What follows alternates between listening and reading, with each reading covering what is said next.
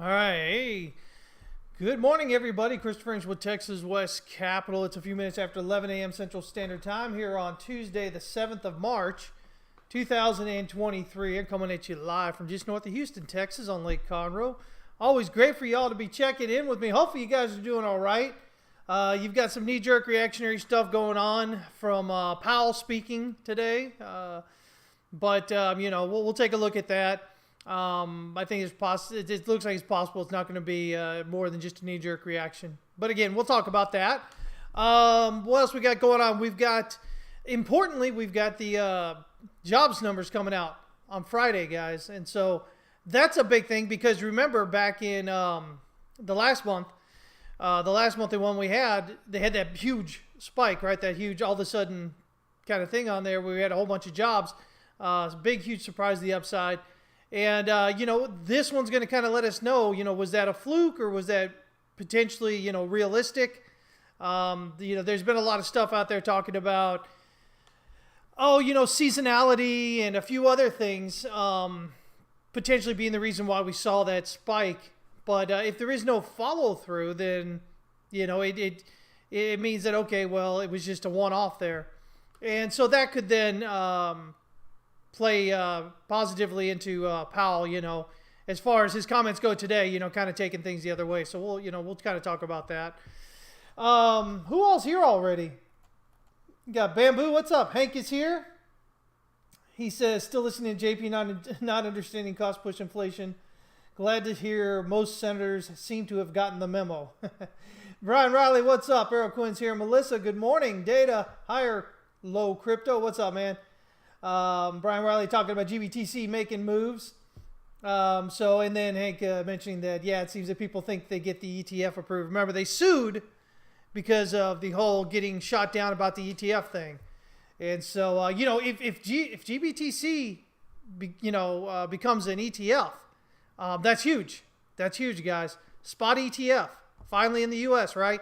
And it's huge for GBTC and all that other, nonsense that's going on with everybody over there with the whole lending thing, right? And Genesis and all that. So should be interesting. Scott, what's up, man? Slow day at the restaurant? Well, I hope it picks up, man. It's all about money, right? Excelsior, what's going on, man? So, if GBTC hits that ETF, man, that's going to be huge, huge news for everything. And it would be hard not to see Bitcoin, really pop if that were to happen. If you guys have been in here for the last few years, it's constantly year after year, attempts at the spot ETF thing constantly shot down. I don't know. The SEC just seems like they're losing it, man. You know what the SEC seems like right now? They seem like that guy, right?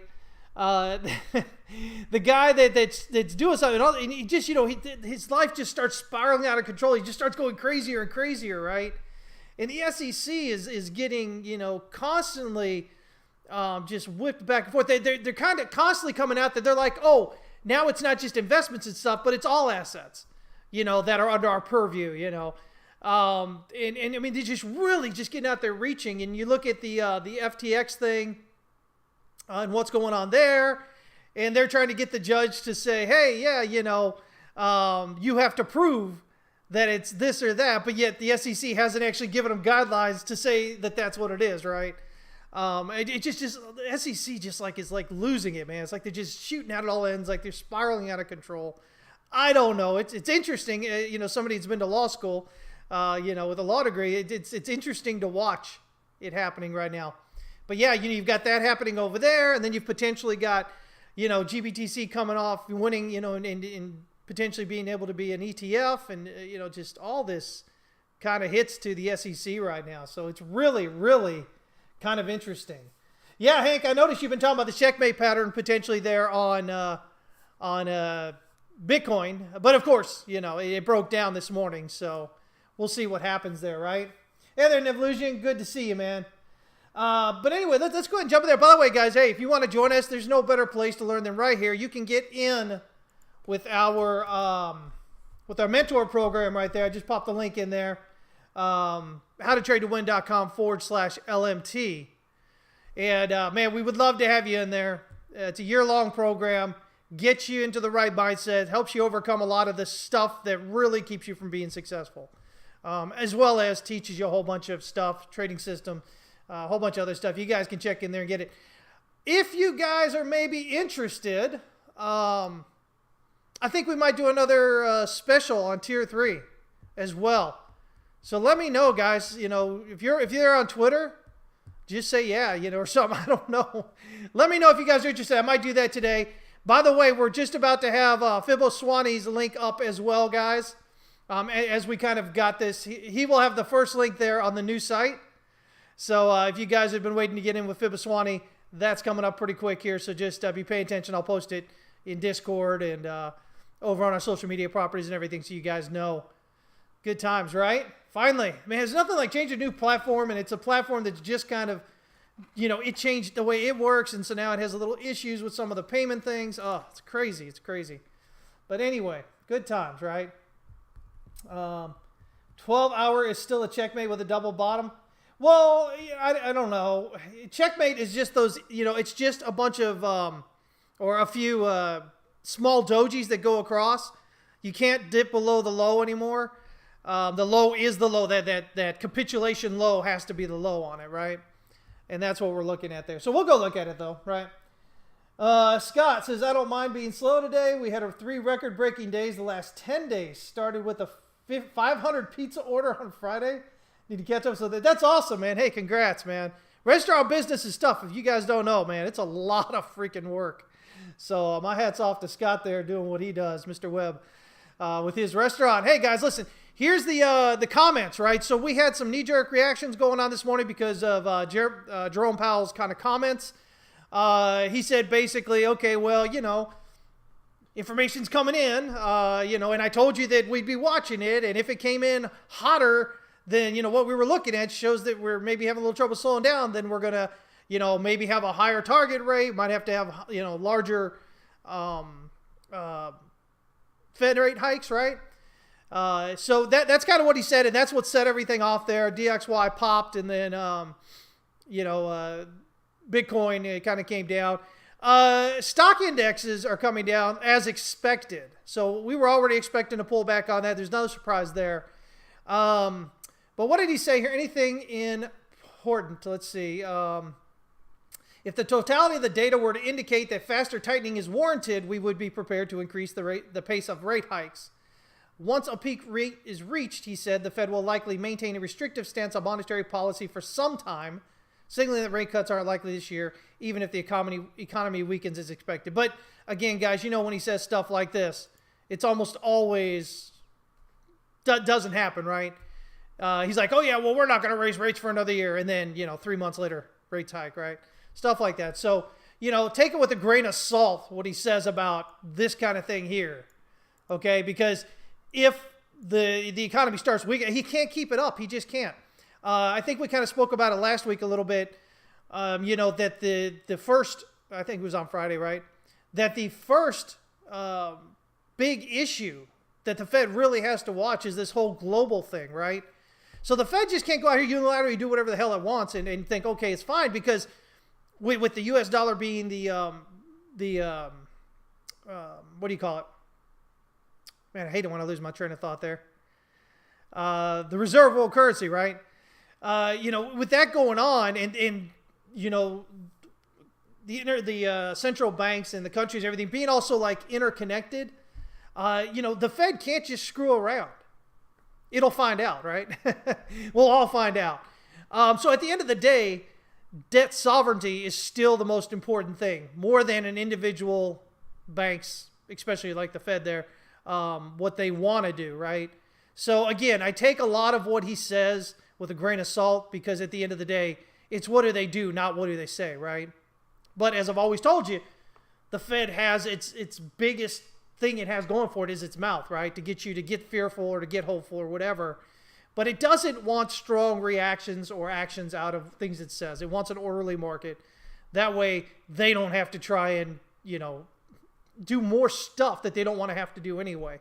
Because I think the Fed really knows that its effect that it has when it implements policy is extremely lagged, but also we never really know exactly how much impact that's going to have. The Fed would just as soon not do anything. And contrary to what you guys think a lot of times, the Fed doesn't want to do anything because every time it meddles in there, it could potentially make things a lot worse. And they know that. They talk a certain way, but they know that. They're not stupid. These aren't idiots running the Federal Reserve there, guys. Let me see here. Let me see. Let me kind of block people here. Who just showed up here? Diego, what's up, man? Good to see you. So yeah, so we've got all that going on there, right? Let me see here. Here it was. 517,000 jobs added supposedly in January. Right now, I think there's a good possibility that we might see this number revised down when we get the new numbers out for the next month here in Friday. And so again, this Friday becomes really important because if we see a lot lower tick in the number, right? It doesn't have to be job loss number. It just has to be a lot lower. Like let's say, I don't know, 200,000 jobs added, 150,000 jobs added. I mean, if we saw something like that, that would all but just totally wipe away whatever was said for January. Because that really suggests, okay, that was just this outlier thing, right? So that's what we're going to look for Friday. We're going to see how that turns out. And again, and look and see how do they, because I think they're going to probably, those numbers from last time, they're going to revise them downward, right? Because every time you get the new numbers come out, they usually revise the previous numbers, right? So yeah, I think it should get interesting here, right? Here's what they're saying here. Some of the reversal likely reflects the unseasonably warm weather in January in much of the country. He said from a broader perspective, inflation has moderated somewhat since the middle of last year. Again, you've got seasonality coming in, for that time, just what usually happens at that time of year. Just a lot of stuff going in there, right? So now here's the thing. If we check what the market's looking at, remember we were looking at a pretty good chance of a 25 basis point rate hike, right? Now, after this morning's comments and everything, they've only got a 34% chance, basically, of a 25 basis point rate hike, and they've got a 66% chance of a 50 basis point rate hike coming in this next time. In March here. March 22nd is the meeting date, as you can see there. So we'll see what happens between now and then. Again, I think if the jobs number come in soft this Friday, I think we're going to see this switch back again, or at least put it pretty even. And then you've got CPI data coming out after that. And, if that comes in again lower, then, that would add to the idea that we, kind of rock back toward that likely 25 basis points instead of 50 basis point rate hike. So that's kind of what I'm looking at, what I'm watching for, guys. That's kind of where we're at, right? All right, so let's jump on over here. Here's where we are, right? So we had this whole little sideways, whole bunch of dojis. I know you guys were like, what the heck, right? And we finally had to push up and right away push back down, right? And then look at it. Look at the volume here on this little doji candle. A lot of volume going there. Unfortunately, they couldn't get a breakout higher. There was no follow through. I always talk to you guys about that. When you have that spike of volume, you need to have a follow through in that direction, right? You had a spike of volume down here to the bottom, tried to rally up, lower high, we came down, right? Now, what do we have here? So what do we have here now is we have this this pin bar candle right here, right? That dipped right below the swing low over here. This gives us locally here a bullish swing failure pattern. Now, as long as we can get a breakout higher, that should mean that that's the low and we go up now, okay? Now, in terms of this right here, this looks like a triangle right here. It looks like A, B, C, D, and E, right? So if this is a triangle pattern here, Elliott wave triangle, right? That would be fourth wave. This would be fifth wave. By the way, the big spike down, this thrust downward out of the triangle completion is what we would expect for, a fifth wave, right? So it says a lot here about this potentially being a third, wave 3, wave 4 is a triangle, wave 5 right here. So what do we need? We need a breakout on Coinbase here. It's 22,557 and 3 cents. It's that wave E right there. Whatever your chart you're looking at, whatever exchange you're looking at, it'll be that point there. If you can get a breakout above that, that then locks this in as a fifth wave, and we should expect to rally higher. So that's what we're looking at now. Now, if we do happen to break down further, well, things start changing. Maybe this just becomes 1 and 2 of 5 coming down, right? But initially, you're going to want to look right here around the this hourly S1 pivot, which is right around 21,000. What is that? 21,620 or so. Beyond that, you know, what did I say? 21,620. Yeah, see, that would keep you right in those wicks here. Maybe right here around 21,470. And of course, if you drop it through, you know, you're looking down here at the daily S1 pivot, which is that 21. What is that? 21,240, 21,250 kind of area. So that's what we're going to kind of look at with that, right? But I mean, that's kind of where we're at this moment, guys. Let me see here. We can see what's going on to catch up.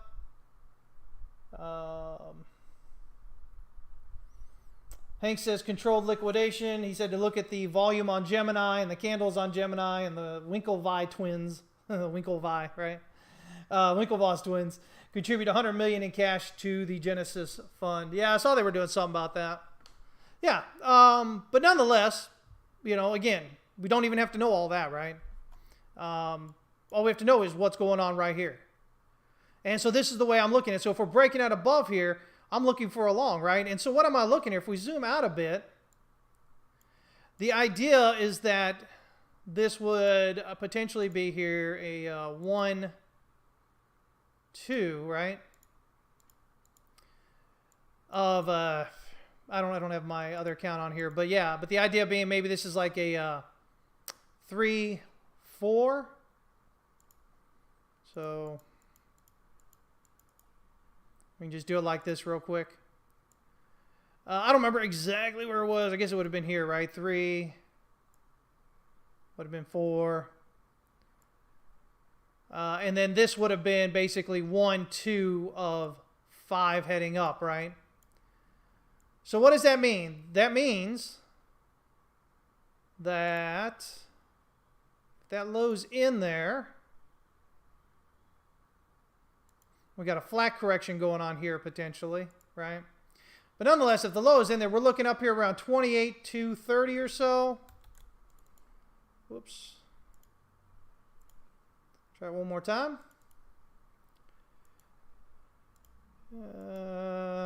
28,230.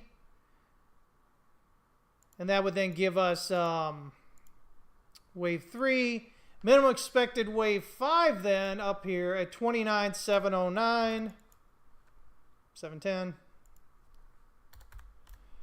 which gets us around that 30,000 level right now. That does not mean that we can't overextend, but you know, that would generally be where we would be looking for this up here. And so if we look at the idea that maybe, I think it would push higher. I think there's a good chance we'd get more push out of it though. If that ETF thing happened, right? But nonetheless, and don't worry about the time here. I'm not saying that's when it happens, but that would be kind of what we'd be looking for, right?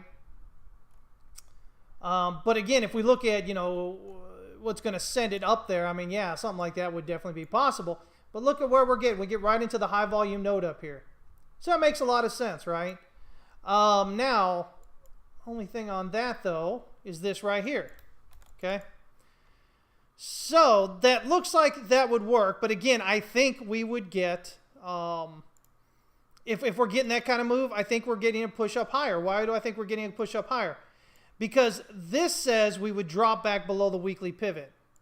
And by default, my thought is always, if we're rallying impulsively above the weekly pivot, then we should continue rallying overall up to wave, up to the R1 pivot area, right? Which gets you closer to that 40,000 area. Because when you do that, from this type of structure here, right? All of a sudden, that gives you a 1 up there around the R1 pivot. 2 pulls back around 50% to the pivot. So, if I'm looking at that, I think this could even be some interior wave 3 still playing out. And so you get up here toward this 30,000 area, and that just becomes wave 3 itself. Right? So that becomes wave 3. Because at that point, let me see here. I don't know if we do something like that, right? Yeah. It becomes a 38.2 retracement. So wave 4 to the pivot. And then, of course, wave 5 rallying up there. Something like that, if it gets there a little bit higher. So I'm not, again, just from where we're at, potentially 29.7. But I think if we're getting up there, I think there's a good chance. If we get up there and we pull back toward the weekly pivot, I would be looking for a rally off that weekly pivot to potentially head up here to the R1 pivot area. Could even go up a bit higher. Could even go up here to 40 or 45. But the idea being that we're going to complete one up here, right? And so that's kind of where I'm at, guys, honestly, overall. So, we'll take it step by step. We'll look at where we're going right here. We'll see if we hit those targets right here. And then as it's, unraveling, we'll kind of look back at the count and see, does it need to be adjusted a certain bit there. Let me kind of catch up with you guys here.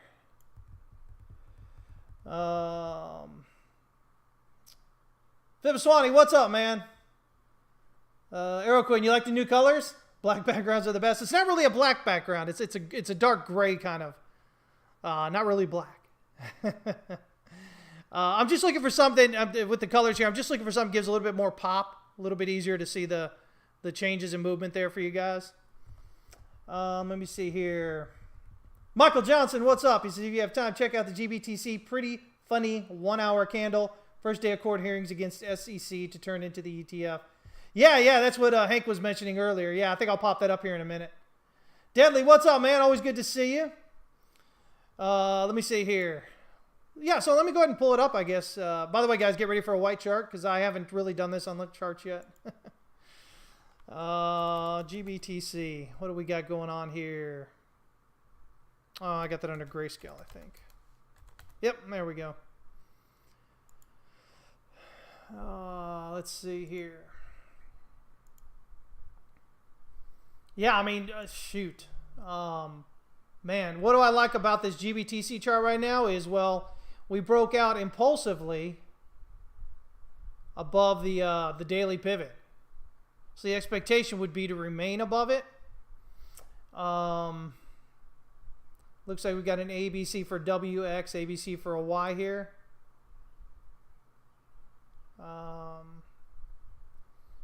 Yeah, and then ABC here on this pullback. So, I mean, if we're looking at this, you know what? Let me see if I can go ahead and change these real quick.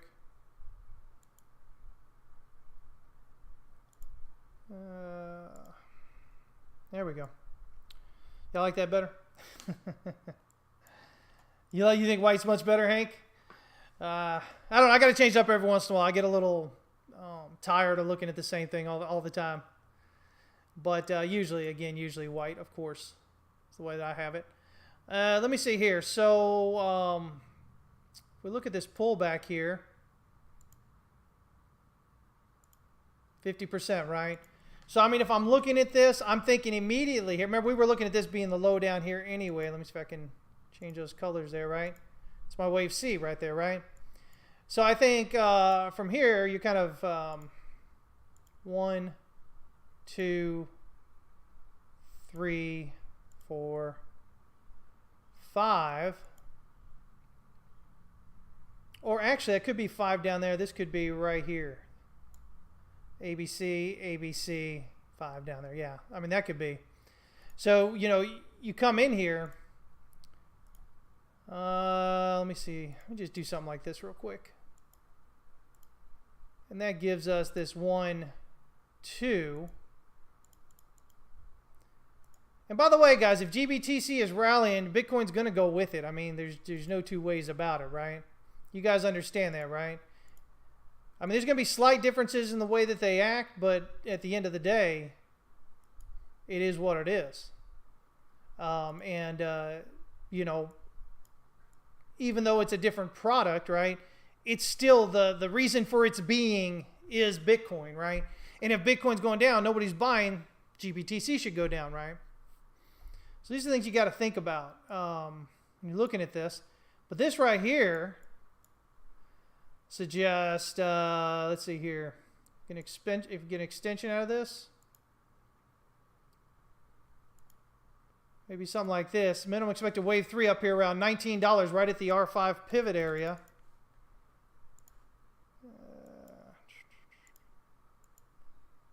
Let's do this.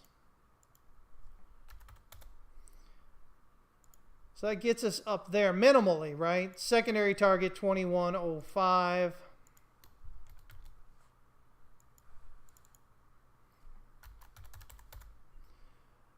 Which, you know, would normally be the wave 5 target, but you know, we always give it a secondary, the first secondary target there for wave 3, right? So we look at that. What does that do? Well, that fills in the gap. That fills in this, what is this? June 13th gap. Not a big deal. It's a weekend gap, but nonetheless, it does fill it in, right? It gets us into the high volume node, right? Low volume node should pull it up into it. If we look locally here, 1, 2. So minimum expected wave 3 locally here about 14.73. Secondary target up there around 15.65. But we'll see how that plays out. Right now, if I'm long, I mean, I like the impulsive breakout above the daily pivot here, and as long as it holds its support, I think we should be looking up here toward minimally these targets up here. But I think we'll probably get an overextension. I think it'll probably overextend heading up there. I think there's a good chance of that, right? Let me see here.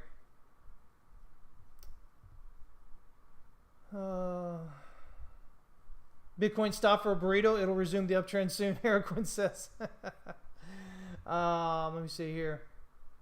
So, I mean, you know, there we go, right? We're right here. If you're on GBTC, guys, I mean, you know, you're right here trying to break out above this high volume node. If you can do that, I mean, the nodes just drop off as it rallies up, right? It should be easier movement rallying up here once we're above this. Right now, we popped out above it. We're pulling back to it. Want to see it hold its support, right? What was that weekly look like? Weekly's up there. Oh, yeah, look at that. There's the weekly. So again, you know, same kind of idea here, right? I would expect a rally up toward the R1 pivot. Actually, probably up here around $30, $31, because that's the high volume node. And that gets us about a 50% pullback right here above the gap, which makes sense, or, you know, 61.8 right around the pivot there, right?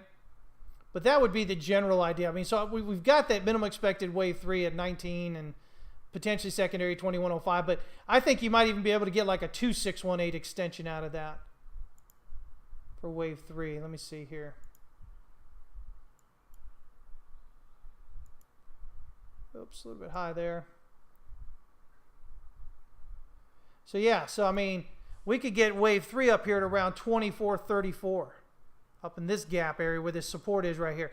That would make sense in terms of reaching that R1 pivot, right? So again, you'll come down there and that'll give us 5 waves up right around that $30 area, $29.75, $30. That would end up being the target area up there. So the idea then is we kind of do this, you know, 1, 2, 3 to the 2618, 4 on the pullback. Let's see here, 4 on the pullback, and then 5 getting up there. And of course, then, like I said, that gets us 5 up, and then we're down. So what does it take for this to happen? I don't know, you know, but again, low volume node, same thing that we see on Bitcoin, right? We have kind of, we have that kind of low volume node thing going on just above us that carries into those next target areas.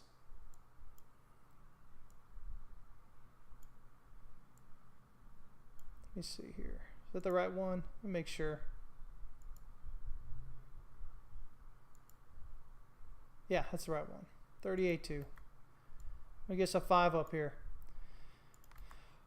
So that's kind of generally what I'm expecting. You know, we do have the, you know, the local targets here, but I think overall wave 3 maybe overextends to the 2618, which gets us right into the high volume node there, right at this support, right through that gap. We pull back to the previous support right above this gap, and then we rally up into this final resistance right here, right at the high volume node, and you kind of pull back, then you head up again. Does that make sense, guys? So yeah. So anyway, that's what I'm kind of looking at with that. So what do you guys think? You guys agree on that? You looking for that? Or are you just like, what the heck, dude? Probably just like, what the heck, dude, right? So we'll see what happens. But I think this would, I think a lot of this will have to be larger candles like this, I think. I don't think you get a lot of overlapping maybe to get up there. We should see a decent push, a nice size candle and volume pushing through the pivot to get us the move up, the pullback, and then that final move up. You guys think it's probably right? Yeah. I think it looks good. Again, you know, this has been, you know, this is my count, right? And so we had this pullback then. I don't know where my other chart is at the moment, but, you know, we had the count up here. I think I had like maybe it was a 3 here, I don't remember, then a 4 back here. But it basically was an ABC coming down, and then we had this move up. So, you know, so far still kind of working with it, right? It would not be fun to go down lower. Let me see here. Okay, so we've got that there. Let's see here. So the DXY had this push, and this is, I'm watching interestingly here right now. There is this possible count, okay, which would have us 5 waves down. And then, of course, I gave us this orange target area, right up from the weekly pivot up to kind of this this 38.2 retracement area, this high volume node right here. So we're in that right now. This is the weekly. Daily, as you can see, has been topped out up there. Stochastic RSI been going for a bit. Oh, that's 3-day. I'm sorry. Daily. Yeah, daily has the RSI up high. But Stochastic RSI has pulled down, but hasn't quite dipped down into oversold yet. So this gets kind of interesting. Let me get to a better area to count here. So now, maybe I'm not the greatest. I'm not the biggest fan of this because wave 4 is not actually pulling into wave 1. On a rare occasion, when you've got an ending diagonal, wave 4 will stop just short of wave 1. But I'm always kind of iffy when it does, right? The idea maybe we've got an ABC here, and then an ABC again, and then an AB and a C finishing out here, right? So you have this capitulation of buying here, right? As it rallies up into this. So yeah, let me kind of catch up what you guys got here. As we continue to focus on the most important part of the stream, I personally like white, but black is less information, which could make for easier streaming. All right. Will Link ever go up again? Sure. Why not? There's no, you know, no real reason why it shouldn't, right? I know everybody's gonna have a whole bunch of emotional reasons why it shouldn't, but come on, we know better than that, right? But anyway, so yeah, so looking for this move here. So what does that mean? Well, that means I'm looking for a breakdown. Basic, you know, it would be wave 4 here to get below it, which is right below the weekly pivot. So we're looking for an impulsive breakdown below the weekly pivot, guys. That's what we're looking for. If we can get that, odds are wave 2 is complete here. We're heading down further, okay? Until that happens, we continue to see it rallying up here potentially a bit into 106.5 maybe. But this is a lot of volume, a lot of rally and breakout here. Could be, like I said, capitulative buying there, finishing out wave 5. But, you know, again, if this is going to be... See, I don't even really like the way that this leads out here. Man. But basically, if this is going to be an ending diagonal here with this strong move up, we should have a similarly strong move back down. When you have a wedge, because what you're getting is, you know, you're getting price just kind of consolidating, right? And so it leads to then, you know, a big push that other way. Not overly excited about this count. I don't like that wave B sits out a bump, you know, from wave 4 here. Trying to see if there's some other way I can look at this. I mean, okay, what if, let's look at it this way. What if maybe we've got a 1 down here with a 2, right? And then what if this in here is maybe this, right? So this is just a really big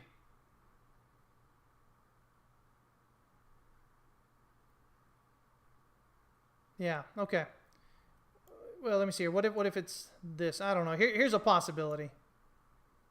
This possibility makes me feel better about the way in which it's counting here. It's probably a WXY, but we'll just leave the ABC right here. Not a big deal on the label. But yeah, so then we go maybe 1, 2. Where's 2? 2's right here. And then we'll go, okay, take us down a notch. And we'll see maybe maybe this. I like this better. I like this count better because it doesn't have this sideways. You know, if it's a wedge, it should be continuing to consolidate through it, not stepping out. Does that make sense? So this would be much more proper. And then we get 4 here. So now your wedge looks like this. Expanding, broadening type wedge.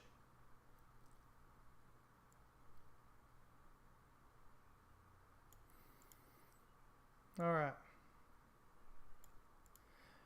Yeah, I definitely like that a lot better. And then, of course, just going to get this up here. Let me see here. 5. C should be that right there. This right here.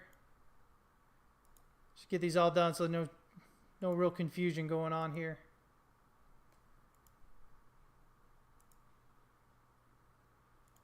All right. Nope. One more. All right. So yeah, so something like that, right? I think it probably looks like a better count there. So you got 1, 2, you got 3, 4, and you got 5. The wave's getting larger here on this. Again, you know, would suggest a termination coming up here, right? So your wave 1 is there, wave 3 is larger, and then wave 5 is even larger. But wave 5 ends in this expanding, broadening wedge. So what you're really getting here, if you look at this, guys, is you're getting this, right? I'm going to do that. I'm going to go yellow. I mean, so this is kind of really what we're getting here. I didn't really draw it the greatest. But basically, this idea. So that moves there. Potentially you'll be seeing kind of like this, right? So you got this consolidation leading to an expansion sideways here, right? You had the narrow, strong push up, which is becoming wider and more drawn out, right? Now, why is that important? Because when you're trading, when you see, for the same reason that when you're looking for a wedge, it means there's going to be a change, right? A change in a direction is usually what we look for, right? So the same idea when you have volatility that's giving these higher highs and these, you know, making these larger movements, is the same idea. You don't have any controlled movement upward. You got this big move up, followed by a big move down, followed by a big move up, followed by a big move down, expanded over time. And that shows that the market then is not just, you know, in that one direction. It shows that there's more of the other side coming in, right? More of the supply coming in Demand is clearly in control here, right? But then as it continues to play out here, you're doing more and more sideways than you are doing up. Here, you were doing more up than you were doing sideways. You see how you've got that switch, that shift? That's what we're looking for here. And so this, again, is signaling that's probably coming up to an end here. And then we'll look for that breakdown. But again, really what we're looking for is an impulsive breakdown above the weekly pivot there. And so that's why I think that this move up today is probably just knee-jerk reaction to what Powell said. So it could bleed up a bit higher, but ultimately looking for it to continue lower. We'll see if we can do that, right? Let me see here. Let me see here. How does what compare to the daily count? This count? This is a possible count I'm looking at. Yeah, right here. The idea that we've got 5 down into 1 and we get up in 2, right?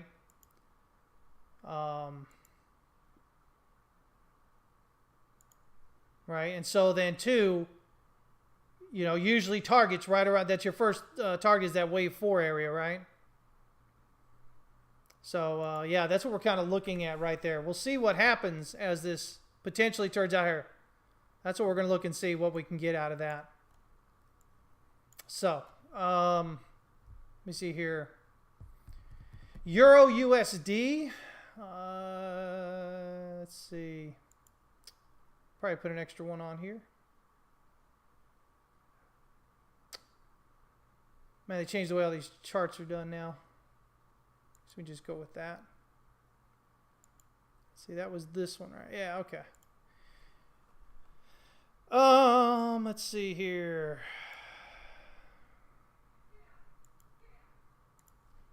Euro USD. We can look right here on FXCM.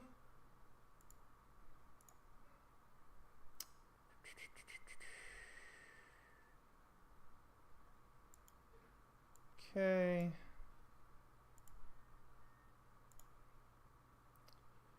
Get these things done here. Yeah, I mean, it's just going to be the opposite, more or less, of the DXY, right? So we've got a pullback here to the weekly pivot. This right here looks like an ABC. Right here. You can see that the Stochk RSI, and again, this is the weekly, but we got until the end of the week still, but it's already reset down and oversold here, right?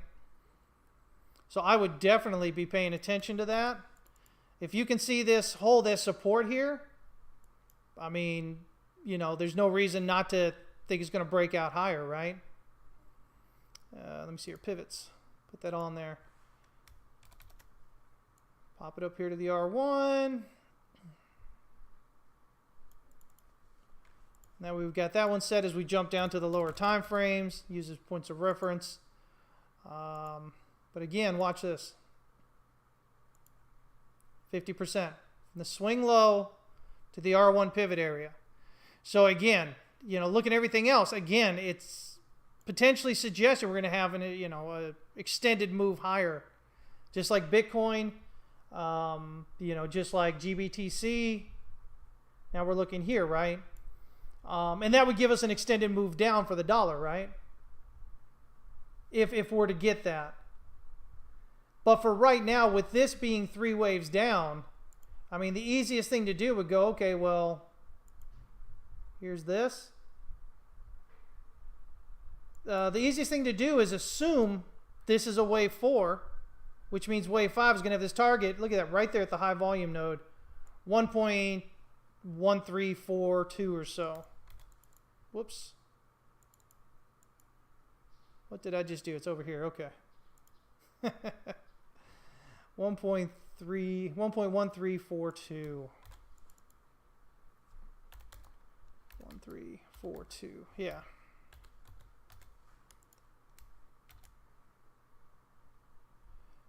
And we'll just go ahead and change this to something a little bit easier to follow there. I want to mix it with the other ones there. But yeah, I mean, that would be the first thing I would do. It would be like a first target. So if we break out, but what we're looking to do is we've got 3 waves down. So we need to break out above this one first, right here, around that 38 to retracement, right? So you have to break out about this without, making another wave lower, right? So 1.08044.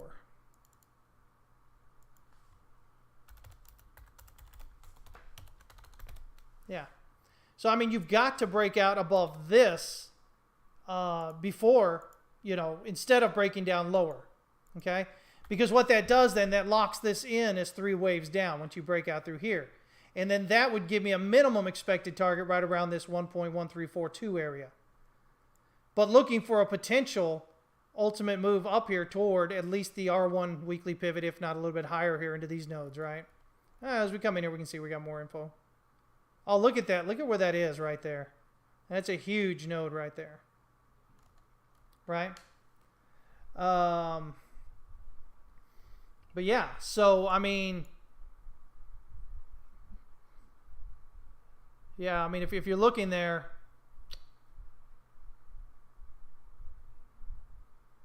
Yeah, that would be my first drive. I mean, that's what I do, just anything else. I'm looking for potentially move higher, but as long as we can go without making new low, as long as we can break out above that that swing high right there, 1.08044, I'd be looking up here at least toward 1.1342 kind of area right there at that high volume node. We can see that got this structure here. Yeah. See, that all makes sense. Got the demand there.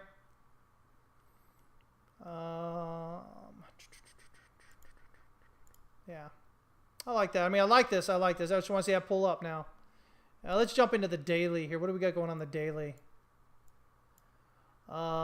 Daily says 1, 2, 3, 4, probably a 5 here. 1.06914. 1.06943. 4 or 5, yeah. So, I mean, we got 1, 2, 3, 4, 5 waves up. This is a pretty sharp pullback, though. Let's zoom in a little bit more here. 4 hours almost reset Stoke RSI.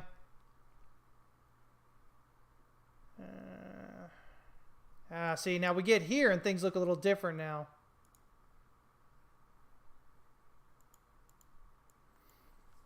Let me see here.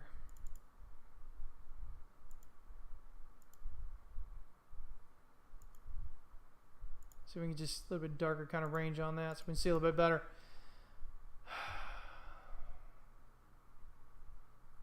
I mean, yeah, well, I don't know. It looks okay. Yeah, I mean, it still is.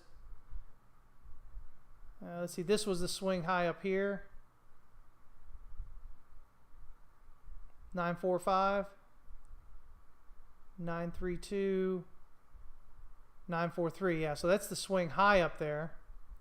That's a big drop down. I might see this look for a target as it gets here right into this area here. See if we can get that right. Outside selling a snowblower. Where were you selling a snowblower at? Lord have mercy. It's warm over here. So we've got 1 hour RSI, Stoke RSI, oversold. Let me see here. I'm trying to decide if this is maybe an ABC and then 5 down here. Like a expanded flat kind of correction. I don't think so, though. I think it's just the top there. Yeah. That was the 2 hour. This is the 1 hour. You can see on the 1 hour, you can see these candle spreads really shrinking up here. Volume's kind of dying off. Still got about 3 hours and 45 minutes left in this current candle. But this is what you like to see. You want to see candle spreads getting shorter. You want to see volume kind of, effectively, you're putting in more effort, less result. More effort, less result here. Even though the volume's down, less than half here, the candle spread is a lot less than half. So more effort, less result. And then here you are again. Your volume's nearing where it was previously. Much, much smaller candle spread. Just from pivot's point, I would be looking for a rally off this S1. And if we can break back out above that swing high up there, I mean, we should, continue that rally higher. So, yeah. Let me see here. But yeah, so I mean, it looks like we're probably trying to find a bottom here. Let's look for that rally back up. Let's see. What else do we have? We can look at, let's see here. That was the euro. S&P E-minis. Oh, I got them right here. Let's look at stocks. See how they're doing.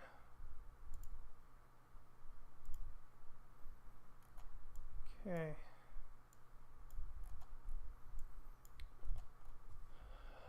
So, let's go ahead and get rid of this right here. Where we are, we're on the 3-day here. Man, that 3-day is almost reset down and oversold there. Weekly pivot is right here. We're kind of just consolidating somewhat around it, really just making still low, high, higher low, higher high, higher low, higher high. Maybe a higher low, but we have to make another higher high to prove that, right?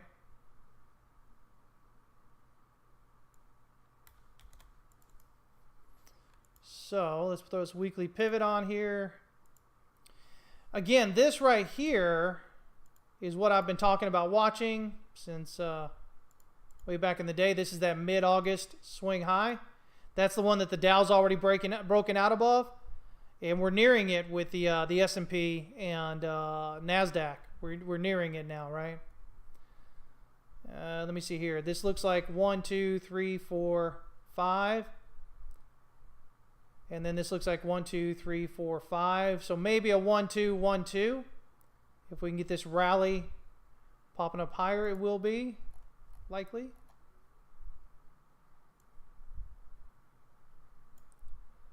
Let's get some stuff out of the way here.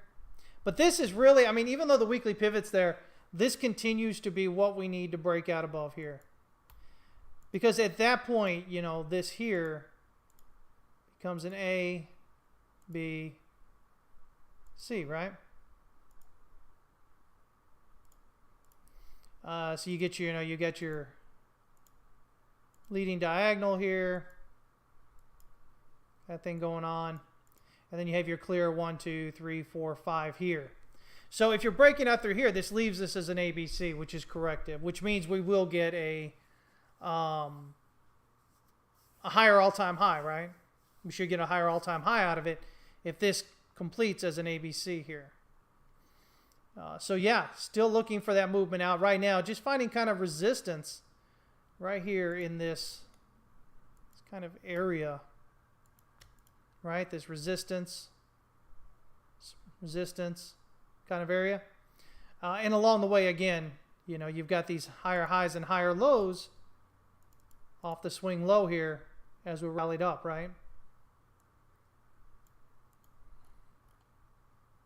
So, yeah, if I'm looking at that, I mean, that's what I'm looking for. It looks like A, B, C, and then 1, 2, 3, 4, 5 is A, B, C maybe. So locally, what do you want to see? Well, locally, you want to see a breakout of this swing high right here, which is 41.8650.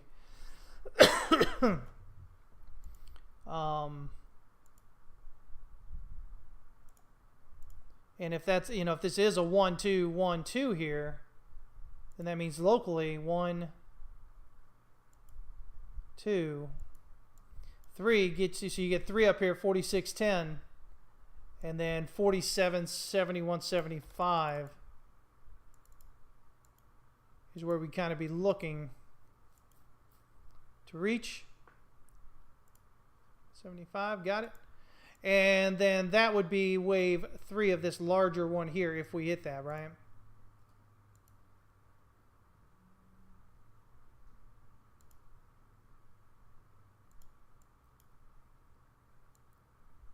So, I can't get, there we go, all right. And that's just a little bit prior to the wave 3 target up here, 48.8150. So, you know, again, if this is a 1, 2, 1, 2 kind of going on here, then this 1, 2, larger 3 is just about 110, almost 110 points above that, which means you probably get a, you know, an overextension here on the interior. But that also gets us then 3 waves up, takes us about above that all-time high to a new all-time high, right? Let's see here. Hank's talking about Litecoin. I think he means Litecoin LTC, I think. We'll just put it right here on this one.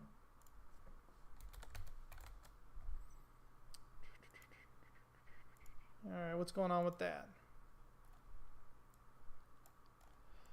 Big thing came in, found resistance. The pivot came down, hit the S1 pivot.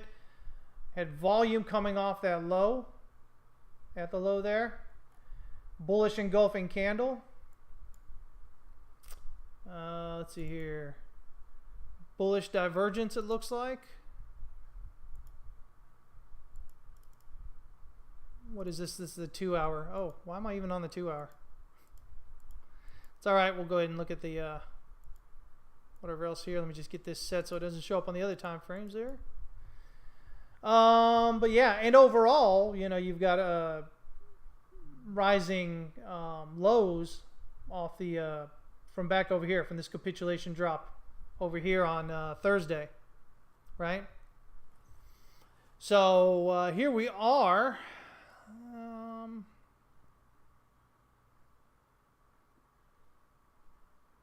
Yeah, I mean, if I look at this, I can go 1, 2, and go 1, 2, 3, 4, 5, right? So 1, 2, 3, A, B, C, D, E, 4, thrust down for 5. Huh.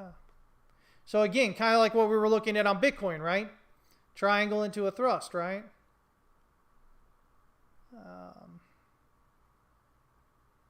Or maybe even this being a whole wave 4 here, I guess.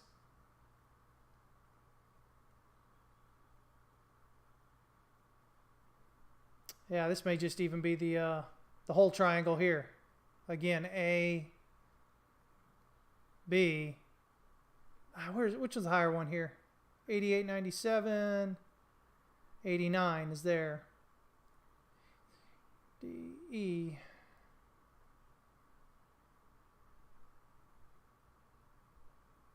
I don't know. Maybe something in there. But nonetheless, we are rallying well out of there. So wouldn't be surprised to see Bitcoin continuing to do its thing as well.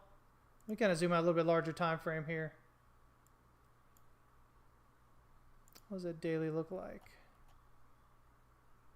Daily's printing potentially a doji here, but you know, still have how many hours to go? Another 6 hours to go. That could end up much higher there, right?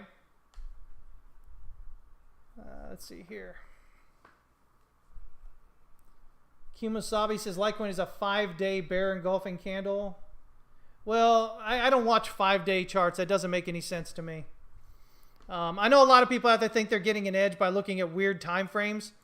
But if people don't trade the weird time frames, then the weird time frames don't really mean much, guys.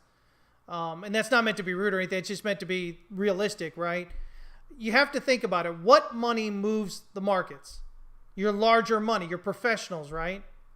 What do? They do the standard things we look at. They look at standard time frames. They look at standard indicators, right?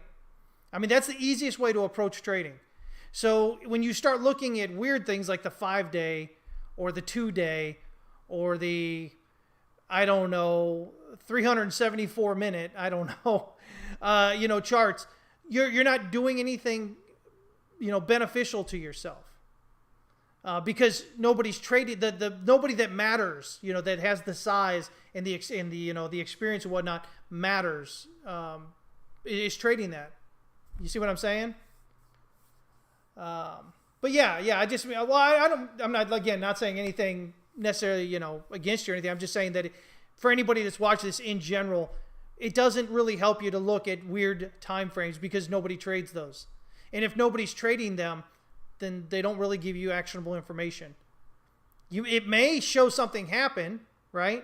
And you go, oh, look, well, it worked. But a lot of times people, they mistake, I can't think what the word is, but they mistake what they think was going to happen because of something they saw with what, with the fact that it did happen. They're like, oh, look, because it happened, it was because of what I was looking at. Well, no, you just, it happened, and that happened to be going on, and you were looking at that. It doesn't mean that that's what caused it, though. You see what I'm saying? Or what led to it. What is the dang word I'm looking for there? You guys may know.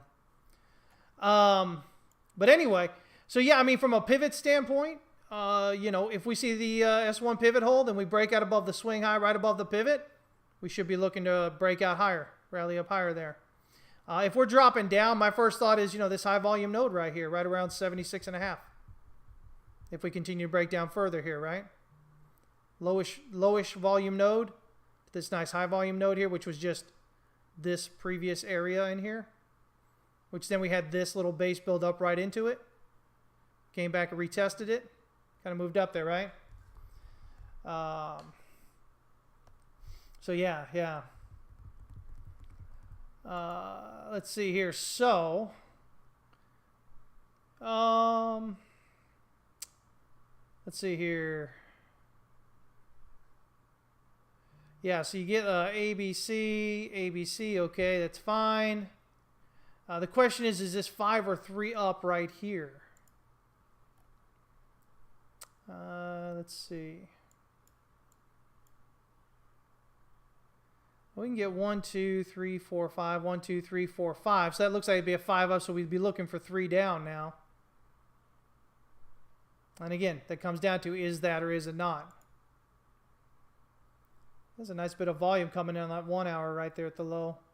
But you definitely, when you have volume like that, you definitely want to see some follow through heading up higher.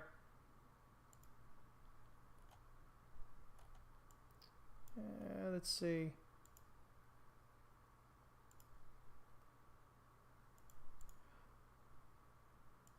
If we can get if we can get an impulsive breakout above this descending resistance right here, I would look for a target at least of the of this hourly pivot here. Get an impulsive breakout above, and then if we can break out above that, obviously popping up here into this kind of 93.90 area, up to the R1 pivot.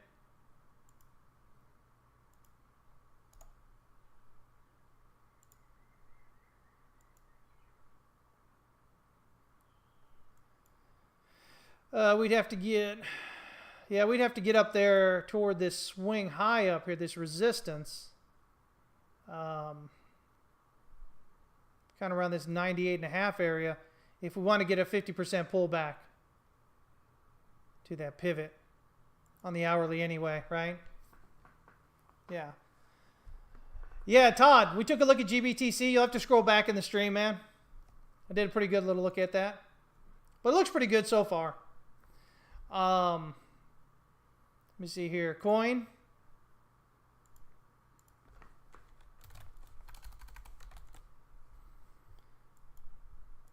Let's see. God dang it. There we go. Should get these things out here. You know what? Just do this. Light indicators, the whole layout. There we go. So coin just continues to consolidate here on the 4-hour.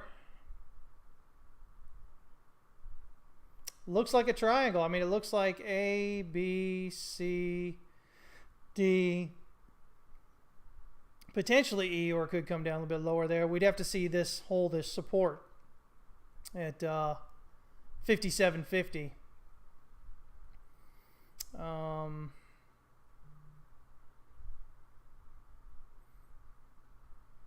Okay.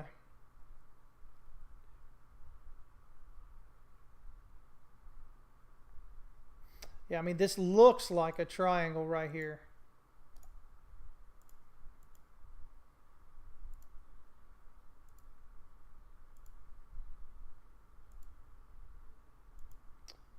This color's right.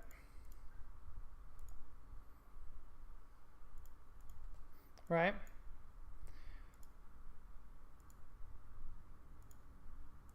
Now, just because it looks like a triangle doesn't mean, a lot of times it looks like a triangle and it's a 1-2, 1-2 kind of thing. So, we'll have to see how it plays out, but this looks like 3 waves up right here. This looks like ABC, ABC. So it looks like a WXY.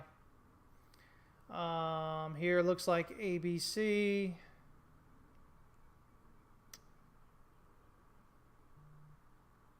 This looks like potentially AB. Well, ABC is WX, maybe. ABC is Y, maybe. So yeah, it looks like a lot of consolidation in there, right?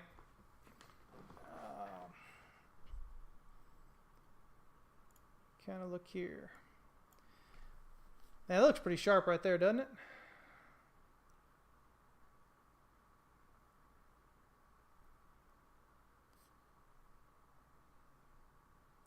Just trying to see here. I mean, it hits the 618. I mean, so I mean, if I'm looking at this,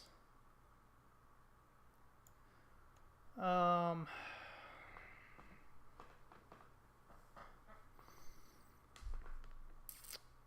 mean, it looks, you know, just a quick pull here, something like a 1, 2, 3, 4, 5. And if it is, you know, breaking out above wave B here, we should confirm that. It's right there at 73.30, right? I mean, based on the height of wave 4 there, should give us a target about 108.71.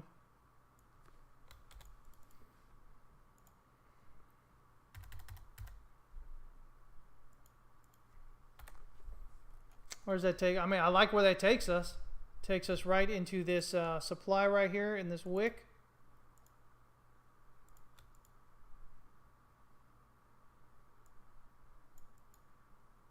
It's a nice little ride there, right up to, you know, this support area here. I mean, I like that. It's a good target, and we should pull back then to the triangle, which is right to the high volume node.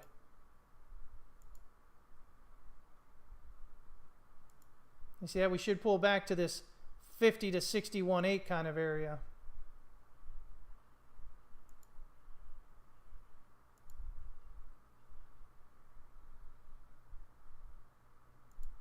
Let's see if we can get this down a little bit more. Right about in there.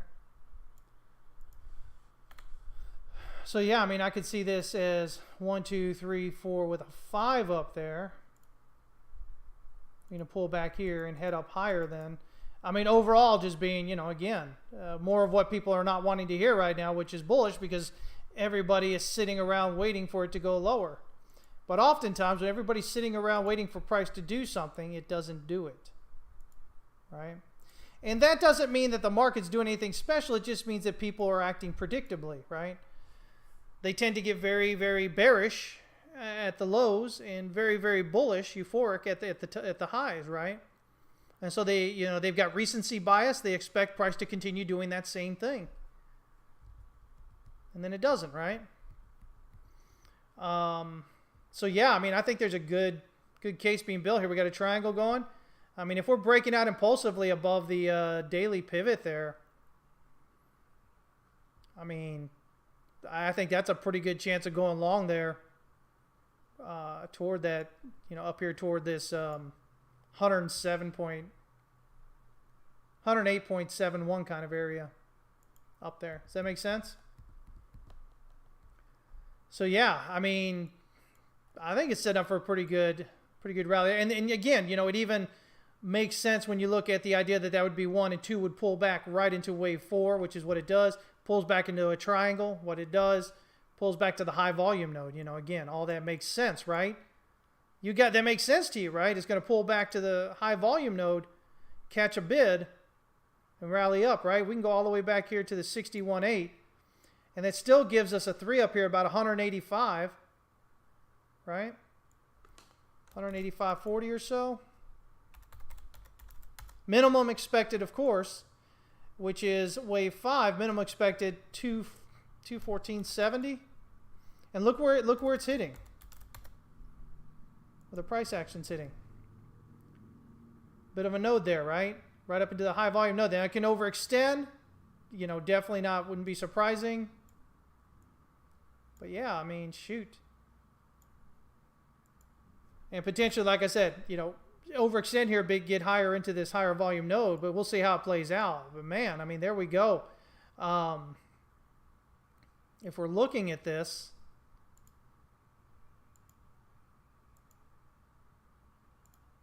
let's see here. I mean, look at that. So you're getting this, you've got this channel coming down here, right?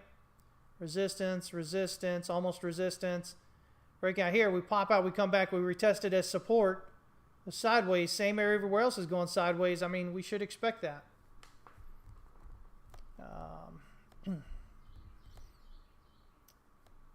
Let me see here. What do I make of the relative weakness of Amazon compared to Apple and TSLA? I don't really look at that a whole lot in that way. Let me see if I can pull up another chart here.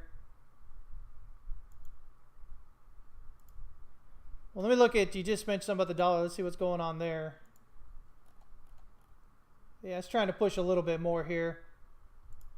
4 hour, it's almost topping out and overbought here. It's getting there. RSI is almost overbought. Daily shows a potential cross, but again, if this comes up and then gets pulled back down, well, you know, that's going to pull all this down, you know, by the end of the day, right? So we'll see what happens with this as it is. You know, just because we're getting a nice big bullish engulfing type candle here, doesn't mean that it has to continue rallying. Obviously, we had it right here, right? Right up, came down. Here we are again. Right up, continue down. So, you know, again, don't think, oh my God, it means it has to. You know, it can mean, especially when you're looking at like a ending diagonal, it's just the final blow off, right? It's the final top. It's the final thrust, push higher. Last of the last getting in there. The late longs getting in, right? So, yeah. So we got that possibility of running up there a bit more and then falling on back. Let me see here. You're saying Amazon weakness. Oh. There we go. All right, let's see there. So we got that, and you're saying compared to, are you looking there? Tesla and Apple? Almost hit the thing there. New price scale. TSLA. New price scale. Let's get everybody on log. All right. I mean, you know, you say weakness, but I mean, let's kind of move this all together here.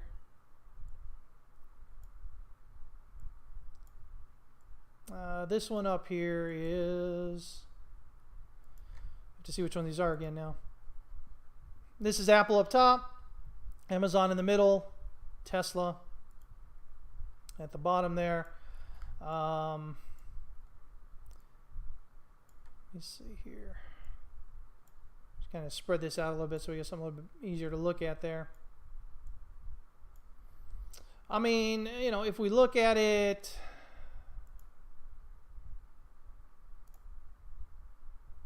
I mean, all you're doing is pulling back to previous support, right? Previous support. Pulling back previous support, right? So I don't know that it necessarily, I mean, you know, people that when they're talking about that kind of stuff, usually there's fundamentals that they're trying to look at. But when you look at it with the charts, all we did in all those cases, we would just pull back to support, right? Now Tesla had this bigger support here. It actually pulled to this lower support, right? So Tesla actually dropped harder and further because everybody else was this kind of support area here, right? Right here prior to the top. Right here, the big support area prior to the top. This is the big support area prior to the top. And it dove down through that to the lows there, right? Oh, you're talking about the retrace. You got to be specific, guys. when you talk. Let's see here. I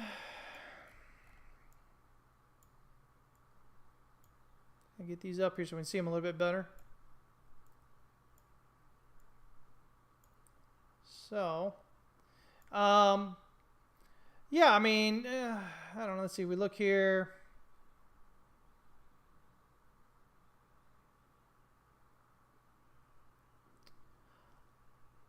I mean, this looks like we've got a 1 and then a flat here on Amazon, Apple, and Tesla. Look, they got 5 up. But it looks like, you know, the biggest rally here so far was Apple up here, which has already popped up to its recent swing high there. You know, I don't know. I don't know that I really, you know, compared fundamentally to what's going on there. I just tend to look at charts, you know, and kind of read what's going on there. Because, you know, again, fundamentals, you know, they might look like they say something today, and then all of a sudden they look like they say something different tomorrow, right? And so, you know, there's a lot of moving parts with fundamentals. You're trying to compare them. So for me, you know, it's all about the chart. Does it make sense what's going on with the chart, maybe? Yeah. No, yeah, I know you're not trying to. I'm just talking. I'm just saying, you know, what I'm thinking about it for anybody else that's listening.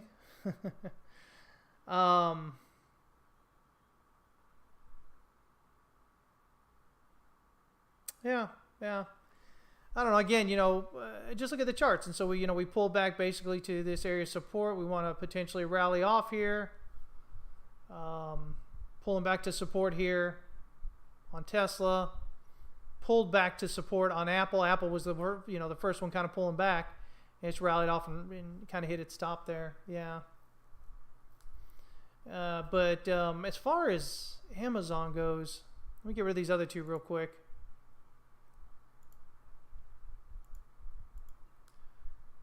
Let's bring this down a little bit here.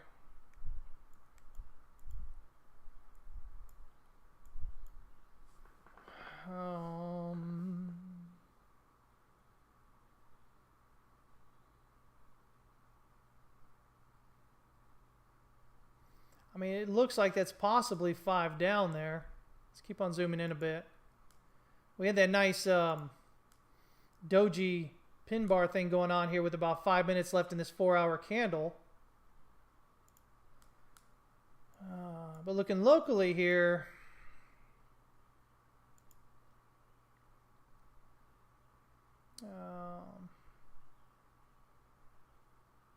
and you can go 1, 2, 3, 4, 5, right? See, and that looks like ABC's there. That looks like, you know, ABC down, and then you got like a 1, 2, and then a 1, 2, 3, 4, 5. 3, 4, 5. Let me see here.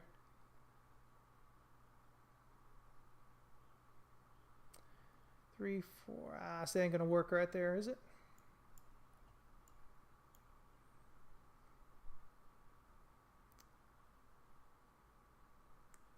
God dog, I keep hitting the thing on my mouse there. I mean, yeah, if we're looking at this, where's that high? 96.53, 96.54. Yeah, so I'm going to get 1, 2, 3, 4, 5, A, B, C. Here we are breaking out above it. So,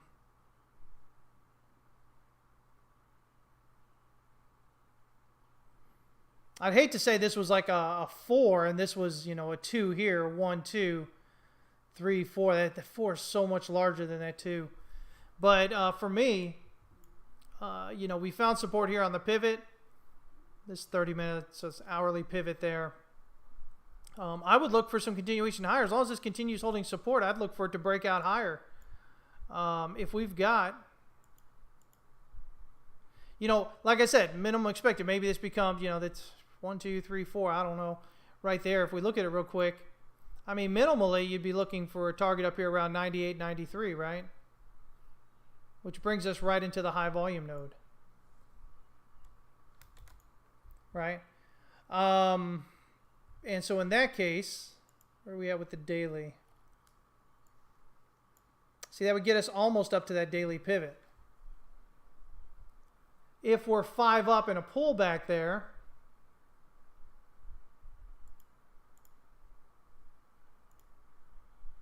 I mean, that would be a minimum expected target I'd look for. And then, you know, that's the 1-to-1 right there, right? But then look, you get, if this is 1, 2 here, right, which would already be a pullback of 70.5. What is that? 61.8. I mean, that's a 1, 2 right there. 3 up at 102.63. 5 up there, minimal 104.96.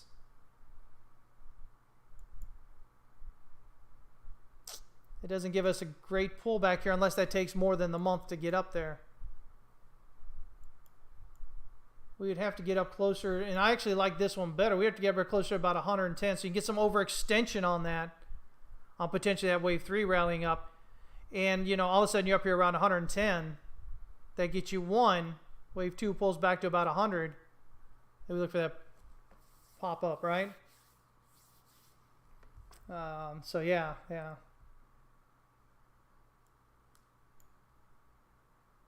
it's kind of just quite a rejection up here. That was the miss, right? That was the call and everything, yeah. Revenue surprised, obviously, upside, but earnings were down quite a bit. But yeah, I mean, you know, that's how I just play it. I mean, you don't have to do a whole lot. You can just kind of do like minimal target there. If it continues going through, then you look at the next target, right? Makes it a lot easier to trade that way.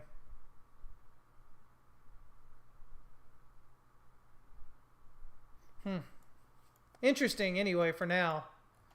Let me see. Let's zoom out a little bit more here. Zoom out to the weekly. The weekly shows this, looks like there might be a heck of a trend line going on there. That trend line's going to miss. It keeps changing every time. But let's try this again. But we're kind of doing this. And so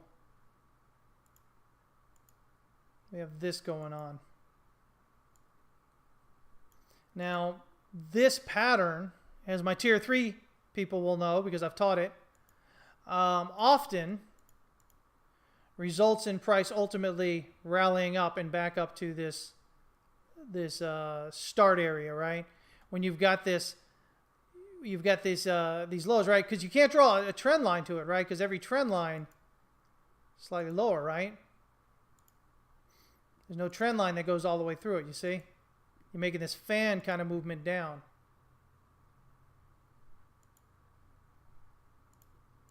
So when you have that, usually what you have is this kind of curve thing going on.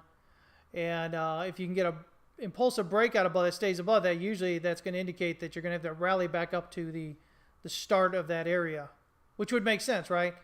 Lower volume node, got a bit of a high volume node, lower volume nodes up into the high volume node area up here. So yeah. Definitely something worth watching. Ultimately, you know, guys, if you're here, watch this weekly pivot here. If you can get a breakout above that, you should be good to go. Should be good to go higher up toward that same, at least that same 170, 180 area. Locally, you do have this. And as you can see, you broke out on a high volume. A spike of volume, large candle spread, came back, retested support, rallied back up, pulling back to the same area. I mean, I'd be looking for a rally higher. So, yeah, that's what I look at. So, anyway, that'll do it. Let me see here.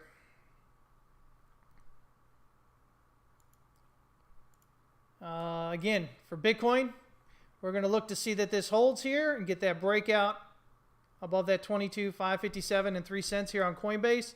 If we can do that, that should suggest that the bottom's in, and then we'll be looking for it to rally much higher, eventually heading up toward that minimum $29,000, $30,000 area.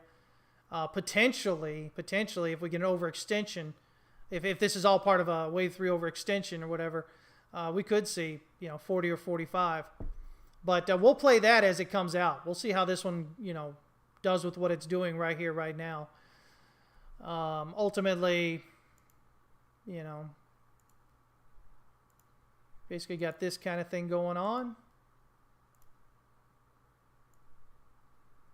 right? So you just got basically this kind of wedge. You got the consolidation here. You should expect an impulsive breakout above that area. You should expect that because you've got consolidation of price action here, which means you're winding that rubber band up tighter. And that, again, like I said, when you get that tightening, you should get a big expansion suddenly, a big pop of expansion.